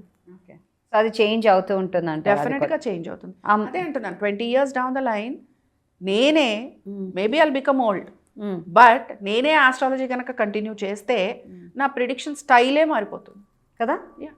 సో ఆ మార్పు అనేది యాజ్ ఎడ్యుకేషన్, యాజ్ సైన్స్ ఇది కూడా మారుతూ ఉంటుంది. ఎట్లా మనం సైన్స్లో అడ్వాన్స్డ్ టెక్నాలజీ వైపు చూస్తున్నామో ఆస్ట్రాలజీ కూడా అలాగే అడ్వాన్స్డ్గా ముందుకెళ్తూ ఉంటుంది. అప్పుడు ఇన్ని పరాశరుడు చెప్పినప్పుడు ఆయన వృత్తుల గురించి చెప్పాడే తప్ప మనకి ఇంజనీరింగ్లోనే ఇన్ని వేరియస్ ఫీల్డ్స్ ఉన్నాయని చెప్పలేదే. రైట్. ఆస్ట్రాలజీలో అప్పుడు ఆయన చెప్పినప్పుడు ఆయుర్వేదం తప్ప ఏమీ లేదు. ఇప్పుడు ఆయుర్వేదంతో పాటు we have an number of medical courses, right? అంటే చేంజ్ వచ్చిందా రాలేదా? వచ్చింది. అలాగే మేము కూడా ఏం చేస్తూ వచ్చాం, పెద్ద వాళ్ళు ఎవరైతే మాకు పిహెచ్డీలు చేసి పాపం ఏ గ్రహం ఏమిస్తుంది అని చెప్పి చేసి మాకు ఒక బుక్స్ ఇస్తూ వచ్చారు కదా, అవి చదివిన వాళ్ళం ఏం చేస్తామంటే ఓకే ఈ పర్టికులర్ గ్రహం వలన మీరు ఇంజనీరింగ్లోకి వెళ్తారు. కొన్ని మనకి కొన్ని ఫీల్డ్స్ని చాలా బాగా సిగ్నిఫై చేస్తూ ఉంటాయి. కొన్నిసార్లు ఈ గ్రహాలు ఉన్నా కూడా మీరు వెళ్ళకండి అని కూడా చెప్తూ ఉంటాం. ఎందుకంటే మీకు చదువులో అంత వెనకబడి ఉంటారు, లేకపోతే మీకు చదవాలన్న ఇంట్రెస్ట్ ఉండదు, ఆర్ మీరు ఇబ్బందులు ఫేస్ చేస్తారు, so opt for other subjects అని కూడా చెప్తూ ఉంటాం. So everything is time based. Time is the only thing which will decide your action. జాతకాలు చూడకపోవడం, ఒక పెళ్లి నిశ్చయం చేయడం అన్నది it's all again time based అంటారు, నో అదర్ థింగ్. నో, ఎందుకంటే జాతకాలు చూడాలంటారా చూడొద్దంటారా? మాకు జాతకాలు చూట నేర్పించినప్పుడు శ్రీరాముల వారి జాతకంతో మొదలు పెడతారు. మొదలుపెట్టి సీతమ్మ వారికి శ్రీరాముల వారికి 36 పాయింట్లు కలిసాయని చెప్తారు. మీరే చెప్పండి, అంటే మనం రామాయణంలో చాలా క్లుప్తంగా ఏవో స్టోరీ తెలుసుకుంటాం తప్ప వాళ్ళు కూడా భార్యాభర్తలుగా చాలా ఏళ్ళు కాపురం చేసిన మాట ఉంది. బట్ ఓవరాల్గా మీరు గమనించారంటే పాపం సీతమ్మ వారు అరణ్యవాసం అయింది, తర్వాత లవకుశలు పుట్టే టైంకి కూడా ఆవిడ పాప అరణ్యంలోనే ఉంది. మరి 36 పాయింట్లు ఏ విధంగా పనికొచ్చాయి? మీరు ఇందాక అడిగిన దానికి 36 పాయింట్లే కాదండి, 25 పాయింట్లు 26 పాయింట్లు కలిసిన వాళ్ళు కూడా విడిపోతూ ఉంటారు. ఇక్కడ ఎందుకు ఇందాక నేను ఆ మాట చెప్పానంటే పెళ్ళి అనేది ఫుల్ ఆఫ్ కాంప్రమైజెస్ అండి. ఇప్పుడు మనం ఎక్కడైనా ఒక చోట ఉద్యోగానికి వెళ్ళామనుకోండి, ఆ మేనేజర్ చెప్పినట్టుగా మనం నడుచుకుంటున్నామా లేదా? ఆ మేనేజర్ తిడితే పడుతున్నామా లేదా? వాడిని తిట్టుకుంటాం, మళ్ళీ మర్నాడు పొద్దున్నే ఎస్ బాస్ అంటాం, అవునా? మరి ఒక బాస్ దగ్గర కాంప్రమైజ్ అయిన వాళ్ళం, లేకపోతే మనకి ఇష్టమైన వ్యక్తి దగ్గర కాంప్రమైజ్ అయిన వాళ్ళం, ఒక భర్త దగ్గర భార్య దగ్గర ఎందుకు కాంప్రమైజ్ అవ్వలేని సిచ్యువేషన్స్ వస్తున్నాయి? ఇక్కడ మీది జాతక లోపాలు కావు, ఇక్కడ మన మెంటాలిటీ, మన ఆలోచన, మన యాక్షన్, ఇవి లోపాలు. పర్సనాలిటీ అంటే మనం చూస్ చేసుకుంటున్నాం. ఇక్కడ ఆస్ట్రాలజీతో సంబంధం ఏముంది? ఊరికనే వస్తారు, చూపించుకుంటారు, నలుగురు దగ్గరికి వెళ్తారు, నలుగురు 4 రకాలుగా చెప్తారు. అల్టిమేట్గా చూడాల్సింది ఏంటి కదా, అన్ని జాతకాలు చూసి అన్ని చేసాం అయిన వాళ్ళ అని అనేస్తారు. అక్కడ ప్రాబ్లం ఏంటి? ప్రాబ్లం అసలు ఇక్కడే ఉంది కదా. మొదలులో ప్రాబ్లం ఉంటే క్లియర్ చేయాలి, కానీ పైన చెట్టుకి ఎంతసేపు మందులు రాస్తే ఏమొస్తుంది? ఇప్పుడు చెట్టు మొదల్లోనే చూడాలి. అంటే ఇక్కడ ఏమిటి ప్రాబ్లం అనేది చూడాలి కదా. ఆ ప్రాబ్లం ఆస్ట్రాలజర్ చెప్తాడు, ప్రాబ్లం ఇది అని ఆస్ట్రాలజర్ చెప్తాడు. ఆస్ట్రాలజర్ ఈ ప్రాబ్లం ఉంది అని చెప్పినప్పుడు, మొదల్లోనే ప్రాబ్లం ఉంది అన్నప్పుడు అప్పుడు వాళ్ళు డిసైడ్ చేసుకోవాలి ఏం చేయాలి, నేను ఈ మ్యారేజ్ని కాపాడుకోవాలంటే ఏం చేయాలని. అలా అని చెప్పి నిజంగా చెప్తున్నాను భార్గవి గారు, కొన్ని ఫ్యామిలీస్లో కొంతమంది చాలా బాధపడుతుంటారు. హస్బెండ్ వైఫ్తో పడుతుంటాడు, వైఫ్ తోటి హస్బెండ్ కూడా పడుతూ ఉంటారు. వాళ్ళు అన్ని కష్టాలు ఉన్నా కూడా ఆ మ్యారేజ్ నిలబెట్టుకున్న వాళ్ళని కలిసి ఉంటారు. మళ్ళీ వాళ్ళ జాతకాలు చూస్తే వాళ్ళకి ఒక్క పాయింట్ కలవదు, కానీ కలిసి ఉంటారు. అక్కడ ఎందుకు ఉంటున్నారు? టైం, మళ్ళీ determination to be in that marriage, the system. Correct, అంతే. సో ఇక్కడ జాతకాల పొంతన అనేది ఒక పెద్ద జోక్ అయిపోయింది అనమాట. It's become like some major ఒక ఈవెంట్ లాగా. ఒక 10 జాతకాలు పట్టుకొని తీసుకొచ్చి కూర్చోబెట్టి 1.5-2 గంటలు కూర్చొని ఈ దోషమని ఆ దోషమని ఇదని. జాతకాలు ఎక్కడ దోషాలు లేకుండా ఉండవు, ఏది ఉండదు. అండ్ మనకున్న దోషానికి తగినట్టుగానే ఆ బ్రహ్మదేవుడు ఎంత గొప్పవాడంటే ఒక బ్లూ ప్రింట్ మనకి పంపిస్తాడండి. ఆస్ట్రాలజర్స్ ఏంటంటే వీఆర్ జస్ట్ అలాగా మేము నాటకాల్లో పాత్రధారులం. అందుకని ఏంటంటే బ్రహ్మదేవుడు పంపించిన ఆ ఇదేదైతే ఉందో బ్లూ ప్రింట్ ఏదైతే ఉందో ఆ బ్లూ ప్రింట్ని పట్టుకొని మేము దోషాలు ఎదుగుతూ ఉంటాం. కానీ ఆ బ్రహ్మదేవుడికి తెలుసు ఈ ఫలానా వ్యక్తినే పెళ్లి చేసుకుంటారు, ఇక్కడ దోషం ఉంటే ఇక్కడ దోషం ఉంది, మనం ఏ రకంగానో ఆ దోషాలను నలిఫై చేయలేం, మన వల్ల కాదు, ఊరికి నేను రిలీఫ్ కోసం చేస్తాం అంతే. అంతే. అదే మీరు అన్నట్టు దెబ్బ తగిలితే మందు రాసినట్టు అంతే. అంతేనా? ఔషధం, మీరు ఒక ఔషధం లాంటి వారికి. అంతే. మీరు ఇప్పుడు ఏమంటారు, యంగర్ జనరేషన్స్ ఎలా తీసుకుంటున్నాయి అంటారు ఆస్ట్రాలజీని? వస్తారా అసలు మీ దగ్గర యంగర్ జనరేషన్ వాళ్ళు? యంగర్ జనరేషన్ చాలా మంది క్యూరియాసిటీ తోటి వస్తారా? వస్తారు, చాలా పేషెన్స్ తోటి వింటారా? వింటారు, చాలా పేషెన్స్తో వింటారు, వాళ్ళు చాలా అంబిషియస్గా కూడా ఉంటారు. సో ఈ యంగర్ జనరేషన్కి ప్రిడిక్షన్స్ ఇచ్చేటప్పుడు చాలా జాగ్రత్తగా ఇవ్వాలి, ఎందుకంటే వాళ్ళు పాపం ఏది తీసుకోలేని స్థితిలో ఉంటారు. ఒక అనుభవం ఉండదు, 40-50 ఏళ్ల వాళ్ళకి నేను ఒక ప్రిడిక్షన్ ఇచ్చాను అనుకోండి, అవునులే 20 ఏళ్ళు 30 ఏళ్ళకి మనం పడుతూ వచ్చాంగా, ఈ 40లో ఏముందిలే అనుకుంటాం. 50-60 వాళ్ళు అయితే జీవితమే చూసేసామంటారు, అవునా?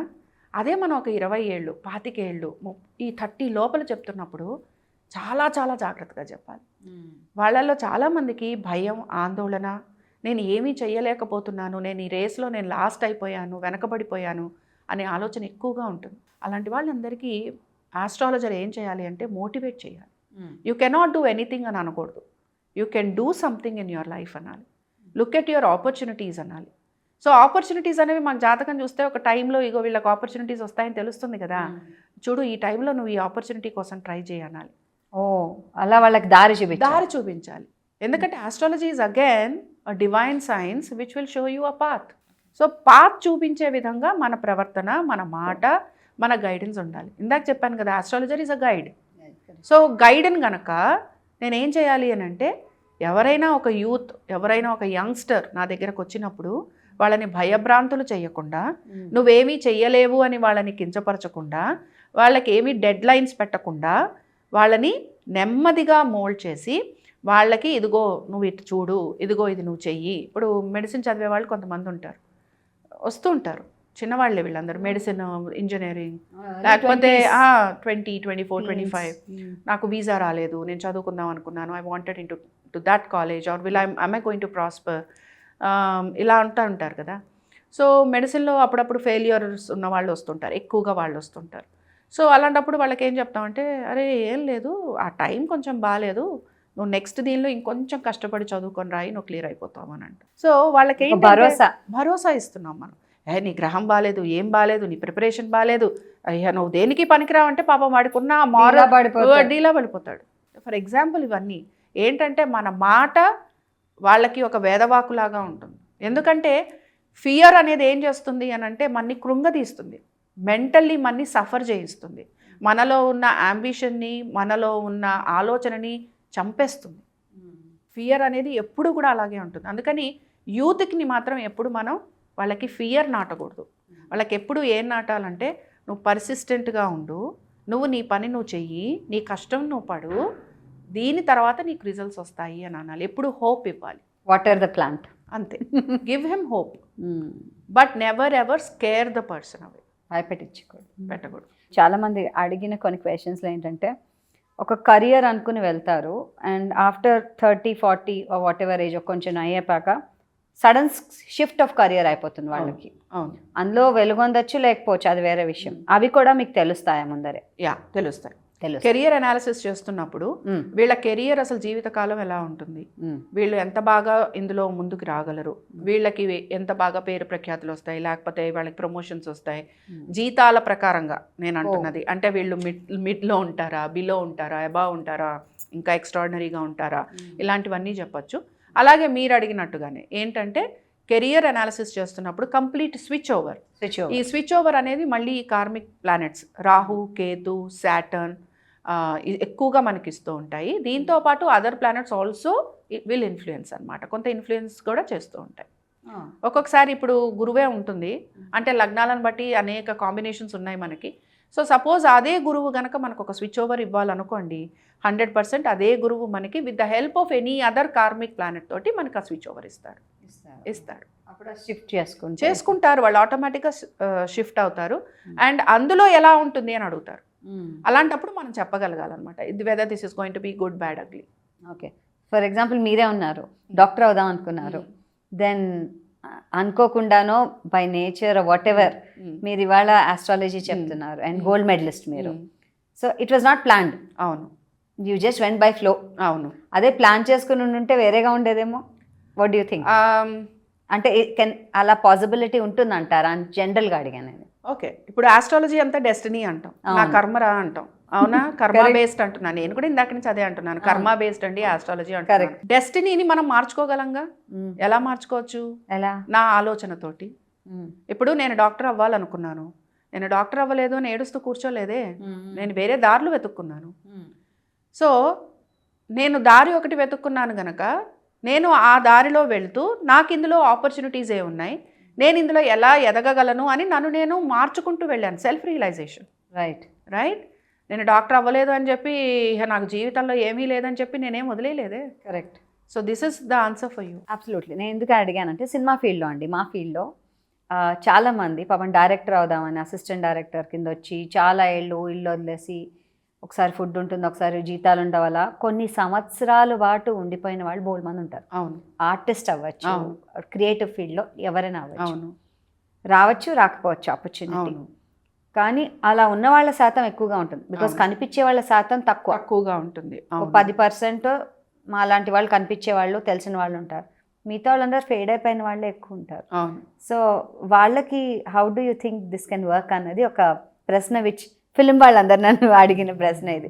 ఏదైనా చేసుకోవచ్చా మ్యామ్, మేము ప్యాషన్తో వస్తాం, మా క్రియేటివిటీ ఉంది కానీ ఆపర్చునిటీస్ లేవు, ఆర్ మాకు దొరకట్లేదు, మేము చేసిన అన్ని ఫెయిల్ అవుతున్నాయి అంటే ఇది మాకు లేదా అసలు జాతకంలో అంటుంటారు.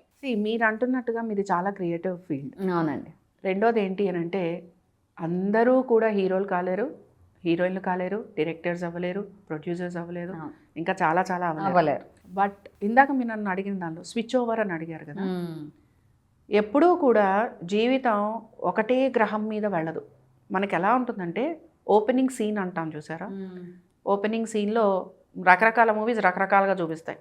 ఒక రొమాంటిక్ మూవీలో ఒక ఫ్లవర్ చూపించవచ్చు, ఇంకొక హారర్ మూవీలో ఒక మర్డర్ చూపించవచ్చు, ఇలా రకరకాలు ఉంటాయి. వీటిని ఎగ్జాంపుల్గా తీసుకుందాం. సపోజ్ ఇప్పుడు నేను నా లైఫ్లో నేను ఒక యాక్ట్రెస్ అవుదామని వెళ్ళాను, నాకు ఆపర్చునిటీ రాలేదు, నేను 10 ఏళ్ళు గడిపేశాను. 10 ఏళ్ళు గడిపినా కూడా ఏవో చిన్న చితగా క్యారెక్టర్లు, సిగ్నిఫికెంట్గా లేని క్యారెక్టర్స్ నాకు వచ్చాయి అనుకుందాం. Then that is not my cup of tea. Then I should understand that some planet in my horoscope is not giving me that kind of growth. So I have to switch, I have to leave that. అందులోనే ఉండిపోతాను అనేవాడిని ఇంకా ఏం మార్చలేం. He is not using his free will. నీ చేతిలో ఒక మంచి ఆయుధం ఉంది, నువ్వు దాన్ని ఎలా వాడుకుంటే అది అలా తిరుగుతుంది అనమాట. వజ్రాయుధం అనుకోండి పోనీ, ఒక ఇంకా సింపుల్గా చెప్పాలంటే మన దగ్గర ఉన్న ఒక జోకర్ కార్డు అనుకుందాం. ఆ జోకర్ కార్డ్ని ఎలాగన్నా వాడుకోవచ్చు. నేను దాన్ని ఒక 3 ముక్కల ఆటలో పెట్టి దానికి నేను ఏదో చేయొచ్చు, నాకు అంత రాదు ఆ subject. But what I'm trying to say is నువ్వు ఎలా వాడుకుంటావు అనే దాని మీద ఉంటుంది. సో నీకు అక్కడ ఏదైనా సిగ్నిఫికెంట్ గ్రోత్ కనిపించడం లేదు అని అంటే there are karmic blockages in your astrology, in your horoscope. Karmic blockages ఉన్నప్పుడు నువ్వు చేసే పని ఏదైతే ఉంటుందో అది సక్రమంగా ముందుకు వెళ్ళదు. ఆ కార్మిక్ బ్లాకేజెస్ నువ్వు క్లియర్ చేసుకున్నావు అనుకో, ఆటోమేటిక్గా నీకు స్థితిగతులలో మార్పు వస్తుంది. కార్మిక్ బ్లాకేజెస్ మన పాత కర్మ నుంచి వస్తుందా ప్రెజెంటా? పాత కర్మలు. సో ఆ పాత కర్మలు తెలుసుకోవాలంటే ఆస్ట్రాలజర్ హెల్ప్ చేస్తారా? చేస్తారు. సంచిత కర్మలు, ప్రారబ్ధ కర్మలు, ఇవన్నీ మనం వినుంటాం కదా, అందరం విన్నవే. ప్రారబ్ధ కర్మ అండి, ప్రారబ్ధ కర్మని బట్టి నా చేతికి బ్లూ ప్రింట్ వస్తుంది. సంచిత కర్మ నేను ఇంకా అనుభవిస్తున్నాను లేదా పోగేసి పెట్టుకున్నాను, ఇప్పుడు నేను మార్చుకోగలను, నా చేతిలో ఉంది, ఇప్పుడు టైం నా చేతిలో ఉంది. సి హారోస్కోప్ రీడింగ్ అనేది పక్కన పెడితే ఆస్ట్రాలజీ అంతా టైం బేస్డ్, మొత్తం నీ చేతిలోనే ఉంది. నువ్వు ఎలా మార్చుకుంటావు అనేది నీ చేతుల్లో ఉంది. మంచి హోప్ ఇచ్చారు అందరికీ. It is possible, anything is possible. But మీరు ఇందాక నన్ను అడిగిన క్వశ్చన్కి మరి నేను వీటికి హోమాలు చేసుకోనా, పరిహారాలు చేసుకోనా? ఎస్, నీ కార్మిక్ బ్లాకేజెస్ క్లియర్ అవ్వాలంటే నువ్వు ఏదో ఒక మంచి పని చేయాలిగా. అవును, నాకు నెగటివ్గా ఉంది మొత్తం, నాకు పాజిటివ్ లేదు, నా కర్మలో నాకు ఎక్కడ ఒక పాజిటివ్ లేదు. How will I reap benefits, how will I get best benefits? Do some positive కర్మ. అన్నదానం చేస్తావో, వస్త్రదానం చేస్తావో, మనుషులకి చదువు చెప్తావో, నీ ఇల్లే అద్దెకి ఫ్రీగా ఇస్తావో, లేకపోతే నలుగురికి ఫోటోలే తీస్తావో, do some service to mankind. Service to god. నువ్వు మ్యాన్ కైండ్కి చెయ్యి, నువ్వు నీ కర్మని మార్చుకుంటావు, ఆటోమేటిక్గా నీకు ఫలితం వస్తుంటుంది. మానవ సేవే మాధవ మానవ సేవ. వావ్. సో ఈ రెమెడీస్ తప్పకుండా పనిచేస్తాయంట. మళ్ళీ అది కూడా ఏంటి అని అంటే నీకు నడుస్తున్న టైంని బట్టి కరెక్ట్గా నువ్వు చూసి చెప్తే. కొంతమంది ఎలా ఉంటామంటే ఫియర్ని క్రియేట్ చేస్తాం కదా, భయపడిపోయి చాలామంది అలాగే ఉంటారు. ఫియర్ని క్రియేట్ చేసామనుకోండి, వాళ్ళకి పాపం ఏం చేస్తున్నారో తెలియక పెద్ద పెద్ద పరిహారాల్లోకి వెళ్ళిపోతారు. కొన్నిసార్లు పెద్ద పరిహారాలు కూడా చేసుకోవాలి. బట్ నీ డిజైర్ ఏంటి? What do you want to become? Everyone is not destined to become a king. So king అవ్వలేను, కింగ్ కాకపోతే ఒక మినిస్టర్ అవ్వాలి అన్న జాతకమైనా నా దగ్గర ఉండాలి. ఓకే. లేకపోతే అది కూడా అవ్వం. నువ్వు ఎన్ని పరిహారాలన్నా చేసుకో. హిందూయిజంలో అయితే మనం ఇదంతా ఫాలో అవుతాము. వేరే రిలీజన్స్ ఉంటాయి, సిక్ అవ్వచ్చు, ముసల్మాన్ or Christian, any other religion. So వాళ్ళకి ఇలాంటివి ఏమైనా అసలు ఉంటాయా ఆర్ ఉండవా? వేరే రిలీజన్స్ అందరూ కూడా మీరు కనుక గమనిస్తే చెప్పే విధానం వేరే అవ్వచ్చు. అందరూ ఈ కర్మ చుట్టూరానే తిరుగుతారు. మీరు ముస్లిమ్స్ మాట్లాడుకున్నాం అనుకోండి, వాళ్ళకి వాళ్ళ పండగ వచ్చినప్పుడు మీరు ఫాస్టింగ్ ఉండండి అంటారు. ఫాస్టింగ్ ఉండటం వల్ల ఏం జరుగుతుంది? మనము పొట్ట మార్చుకుంటే మన మైండ్ భగవంతుడి దగ్గరికి వెళ్తుంది. పొట్ట నిండా ఫుడ్ తిన్నాం అనుకోండి, నిద్రపోతాం, సోంబేర్లం అయిపోతాం. సో అందుకని వాళ్ళకి ఏం చెప్తారు, మీరు 30 రోజులు అల్లా దగ్గరికి వెళ్ళాలంటే ముందర మీరు ఫాస్టింగ్ చేయండి అంటారు. తర్వాత కరెక్ట్. తర్వాత ఏమంటాడు, రోజుకి 5 సార్లు కూర్చొని నమాజ్ చెయ్యి అంటాడు.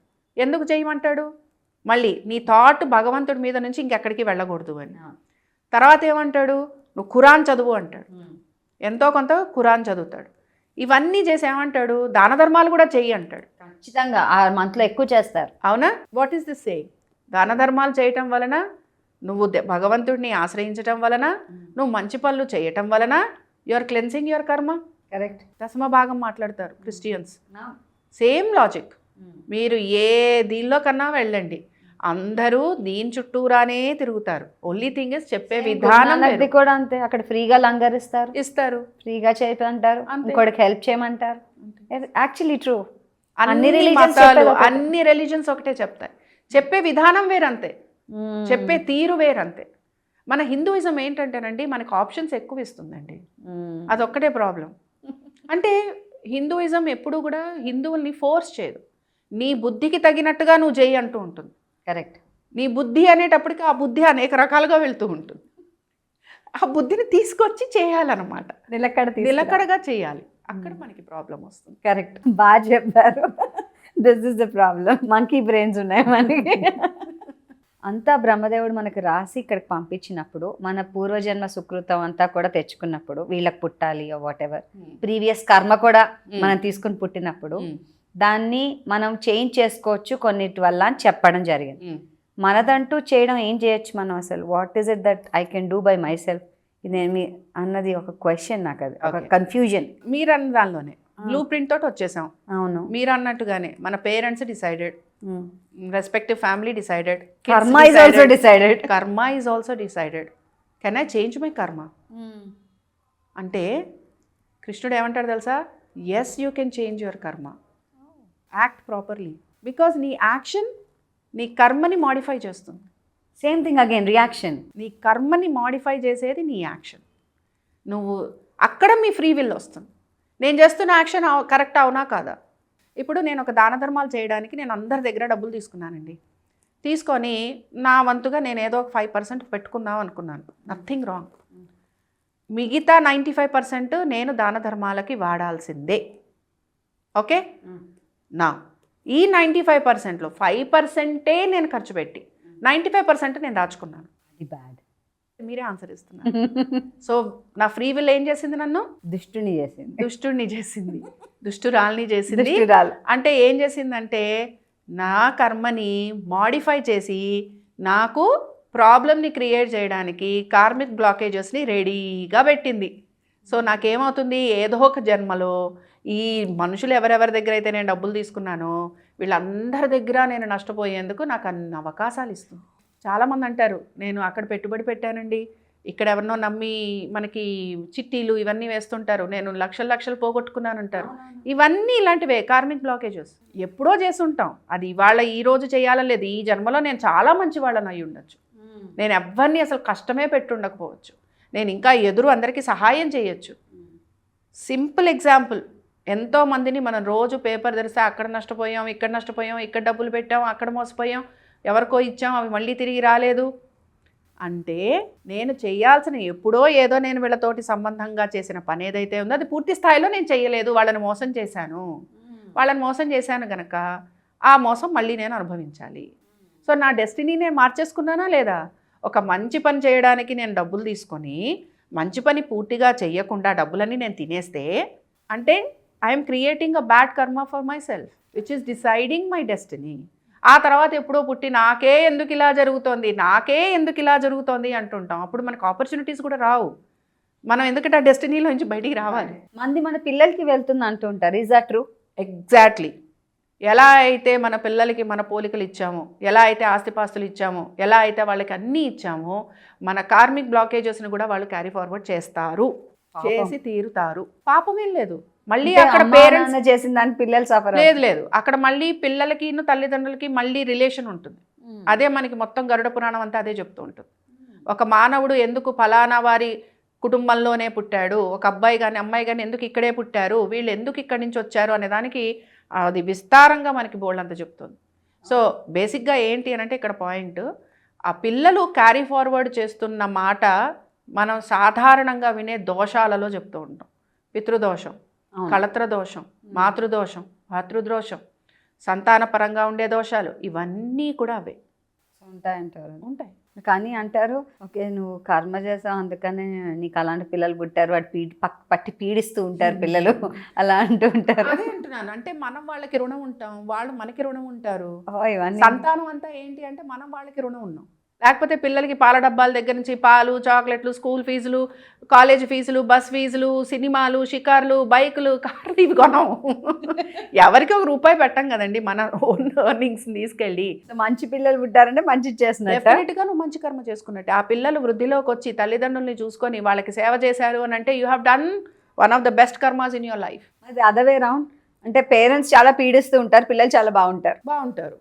అక్కడ అంటే అలాంటివి కూడా చూస్తాం. అత్త మామలు లేకపోతే పేరెంట్స్ బాగా పీడిచ్చేస్తూ ఉంటారు, ఆ పిల్లల్ని పాప చచ్చేటట్టు చేసుకుని చేస్తూ కూడా ఉంటారు. మీకు ఈ కాంబినేషన్ తెలుసు కదా, ఈ రిలేషన్షిప్ తెలుసు కదా. ఏంటంటే తల్లిదండ్రులు, ఇప్పుడు పిల్లలు ఉన్నారు, పిల్లలు తల్లిదండ్రులకి బాకీ లేరు, తల్లిదండ్రులే పిల్లలకి బాకీ. ఇప్పుడు పేరెంట్స్ పిల్లల్ని ఇబ్బంది పెడుతున్నారు, ఉల్టా పిల్లలు సఫరర్స్ అయినప్పుడు పేరెంట్స్ వాళ్ళని ఇబ్బంది పెడుతున్నారు అన్నప్పుడు ఈ పిల్లలు వాళ్ళకి బాకీ, ఏదో ఒకటి తీర్చుకోవాల్సింది. అదే అంటున్నాను, మొత్తం ఆస్ట్రాలజీ దీని చుట్టూరానే తిరుగుతుందండి. అని ఇక్కడే తీర్చుకున్నప్పుడు మళ్ళీ ఎందుకు క్యారీ ఫార్వర్డ్ అవుతుంది అన్నది ఒక పెద్ద ప్రశ్న. ఈ జన్మలో పూర్తి చేయలేని సిచ్యువేషన్స్ ఉంటాయి. ఎప్పుడు వస్తుంది? ఇప్పుడు ఒక చిన్న ఎగ్జాంపుల్ అండి, ప్రేతాత్మలు అని అంటాం. ఒక చిన్న ఎగ్జాంపుల్తో చెప్తాం. వాళ్ళ ఇంట్లో ఎప్పుడు ఏ కోడలు వచ్చినానండి, వాళ్ళ ఇంట్లో అన్ని అన్టైమ్లీ డెత్స్ ఉన్నాయి, తర్వాత ఆ కోడళ్ళు ఎప్పుడు ఆరోగ్యపరంగా బాధపడుతున్నారు అని మనం ఒకటి విన్నాం అనుకుందాం. వాళ్ళ ఇంట్లో ఖచ్చితంగా ఒక సిట్యువేషన్ అనేది అరైజ్ అవుతుంది over a period of time, over a period of generations అనుకుందాం. అవును, అలాగే వాళ్ళ ఇంట్లో అమ్మాయిలే పుట్టారు, అబ్బాయిలు పుట్టరు, అలాంటి లేకపోతే అసలు సంతానమే ఉండదు, దత్తత తీసుకున్నాము. ఇవన్నీ కూడా క్యారీ ఫార్వర్డ్ అయిన కార్మిక్ సంబంధాలే. But you can break it, is what you are saying. Yes, but దానికి తగినట్టుగా అంత ఓపిక్గా అంత సహనంతో ప్రాబ్లం ఏంటి అని కనుక్కొని దానికి తగినట్టుగా నువ్వు పనులు చేయాలి.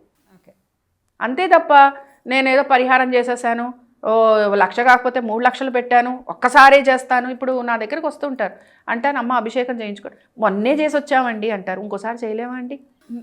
ఇంకొకసారి చేసుకోలేమా? మన కోసమే చేసుకుంటున్నాం కదా, మనం గ్రో అవ్వడం కోసం చేసుకుంటున్నాం కదా. ఇంకొకసారి నిన్ను వేసుకున్నాను కదా ఇవాళ వేసుకోవాలంటే వేసుకోవాలి, తప్ప వేసుకోవాలి. అనారోగ్యం వచ్చింది, 4 రోజుల కోర్సు, 1 రోజులో తగ్గిపోయింది, మిగతా 3 రోజులు వేసుకోవాలంటే వేసుకోవాలి. అలాగే పరిహారంలో నాకు ఒక గ్రహం వలన నాకు ఇబ్బంది కలుగుతుంది, అనారోగ్యం కలిగింది. అనారోగ్యం సడన్గా రాదు కదండి. ఇప్పుడు నాకు జలుబు చేసింది అనుకోండి, సడన్గా నాకు తుమ్ములతోటి స్టార్ట్ అవుతుంది. తుమ్ములు అంటాం, థ్రోట్ పెయిన్ అంటాం, అక్కడి నుంచి నెమ్మదిగా వస్తుంది. అంటే మొత్తం 5-6 డేస్ పడుతుంది. ఇప్పుడు అసలు బాగాలేదు, టైం 10 రోజులు కూడా పడుతుంది. సపోజ్ దీన్నే మనం జాతకంతో రిలేట్ చేద్దాం. ఒక గ్రహం వలన వీళ్ళకి ఇబ్బంది వచ్చింది అని అనుకుందాం. ఆ గ్రహం ఎప్పుడెప్పుడు అది ట్రాన్సిట్లో ఆ ఫలానా ప్లేసెస్ని టచ్ చేసినా ఈ వ్యక్తి అనేవాడు ఇబ్బంది పడుతూ ఉంటాడు. ఇప్పుడు జనరలైజ్డ్గా చెప్పుకుందాం, బీపీ ఉంది, డయాబెటీస్ ఉంది, or any other kind of ailments రెగ్యులర్గా మనం వింటున్నాం. ఇవన్నీ కార్మిక్ బ్లాకేజెస్, ఇవన్నీ క్యారీ ఫార్వర్డ్ అయినవి. సో హెల్త్ని కూడా రీచ్ చేసుకోవచ్చు అంటారు ఆస్ట్రాలజీతో? ప్రతిదీ చూడొచ్చు ఆస్ట్రాలజీలో. Wow. Counting from you, wealth, children, husband, wife, brothers, sisters, wealth creation, marriages, తర్వాత మన కెరియర్, బిజినెస్ అన్నీ చూసుకోవచ్చు. Wow, lovely. One stop place అంటారా? కానీ శ్రద్ధగా చేయాలి, అది నమ్మాలి. ఆస్ట్రాలజర్ శ్రద్ధగా ఉండాలి, ఆస్ట్రాలజర్ నీతి నియమాలతో ఉండాలి. నోటికొచ్చినట్టుగా మేము కూడా మాట్లాడకూడదు, జాగ్రత్తగా మాట్లాడాలి. అండ్ వచ్చిన వాడు కూడా ఆస్ట్రాలజర్ని ఒక గురువుగా భావిస్తూ రావాలి, నమ్మకంతో రావాలి. చెప్పేది విని అర్థం చేసుకొని తగిన విధంగా రియాక్ట్ అయ్యేవాడు రావాలి. ఇప్పుడు కొంతమంది వస్తారు, మా గురు మహర్దశ అయిపోతుందండి అంటారు. గురువు తర్వాత శని, శని తర్వాత బుధుడు. శని మహర్దశ ఇంకా మొదలు కూడా కాదో, లేక ఇంకా మొదలవడానికి టైం ఉండటమో ఇలా ఏదో ఉంటుంది.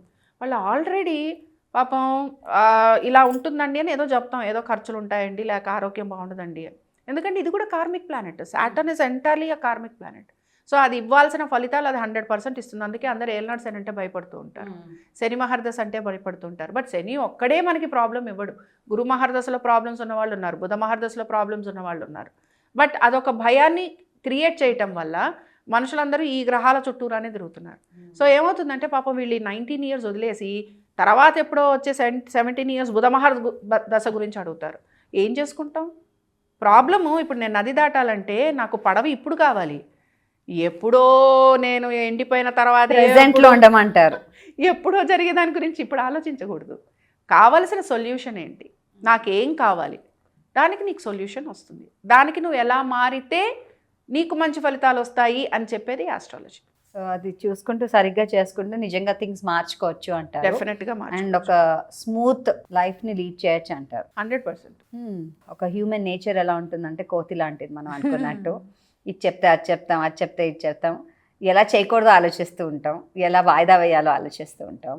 కానీ ప్రజెంట్ చేతిలో ఉన్నది సరిగ్గా చేసుకుంటూ ముందరికి వెళ్ళాలంటారా? Or what is it that you want to tell?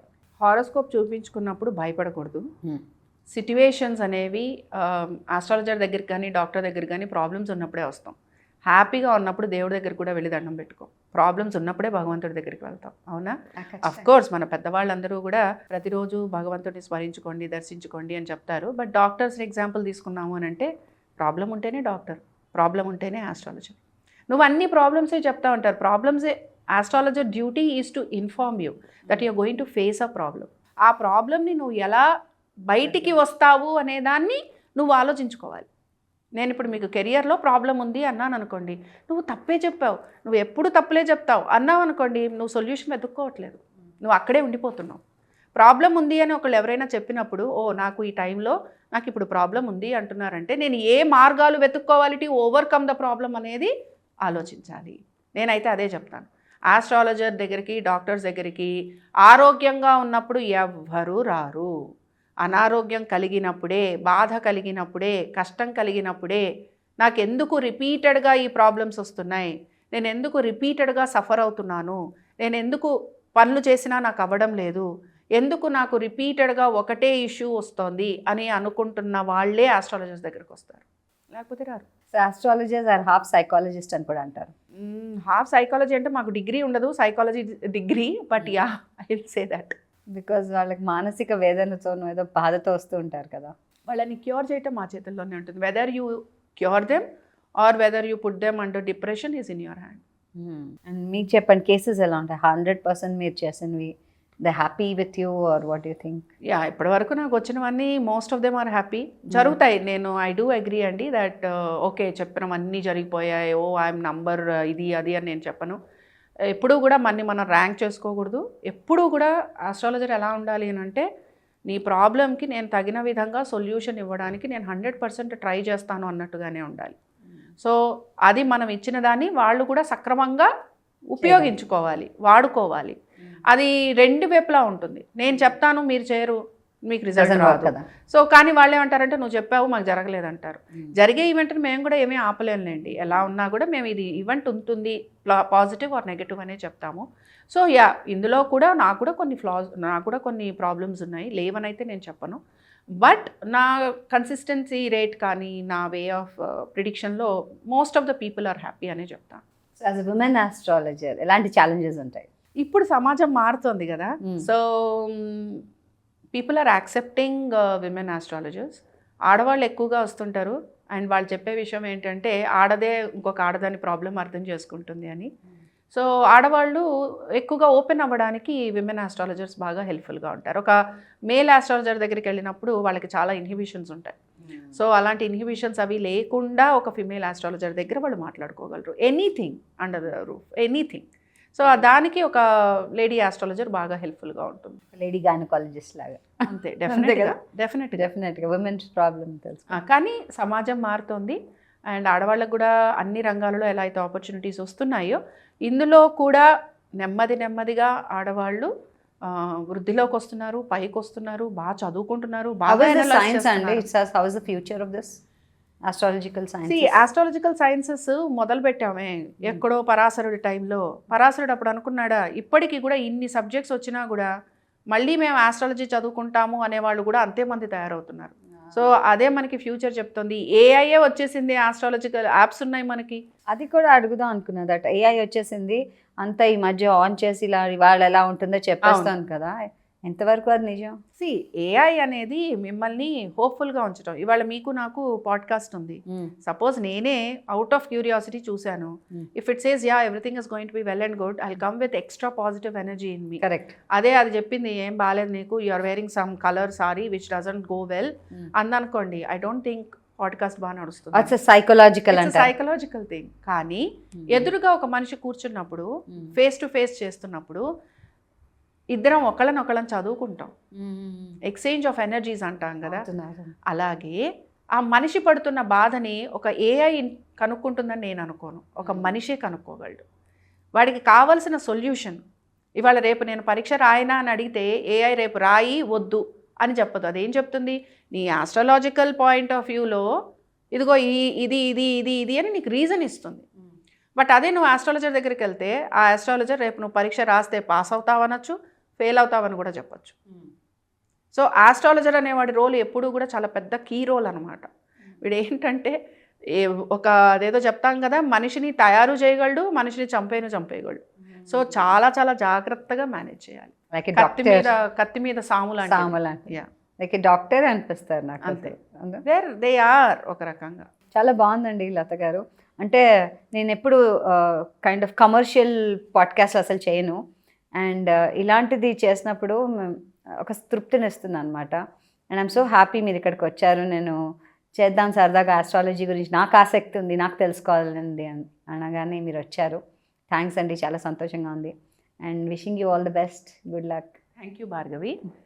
నాకు ఎప్పటి నుంచో చాలా రోజుల నుంచి నా మనసులో ఉన్న విషయాలు ఇవేవైతే ఉన్నాయో ఇవి ఎక్కడో అక్కడ మాట్లాడాలి అని నాకు కూడా ఉండింది. సో ఒక రకంగా మీరు నా విష్ ఏదైతే ఉందో, అంటే నా కర్మలో కూడా ఎక్కడో ఏదో మార్పు వచ్చింది, నేచర్ మన ఇద్దరికి ఇలా కలవాలని పెట్టింది డెఫినెట్గా. And I'm very happy to see you. ఎప్పుడు నేను మిమ్మల్ని చెప్పాలంటే స్క్రీన్లోనే చూశాను తప్ప విడిగా కలిసింది ఎప్పుడూ లేదు. So I'm very happy to see you, very happy to exchange all my thoughts and ideas అనమాట ఆస్ట్రాలజీ గురించి. అండ్ మీరు కూడా అంతే బాగా నన్ను అడిగారు. సో ఒక రకంగా నాకేమనిపిస్తుంది అంటే I spoke what ever I wanted to speak. అది నాకు హ్యాపీగా ఉంది. Thank you. ఆ తృప్తినిస్తే అంతకన్నా నేను విజయస్మి. థ్యాంక్ యూ సో మచ్ అండి, ధన్యవాదాలు. Thank you.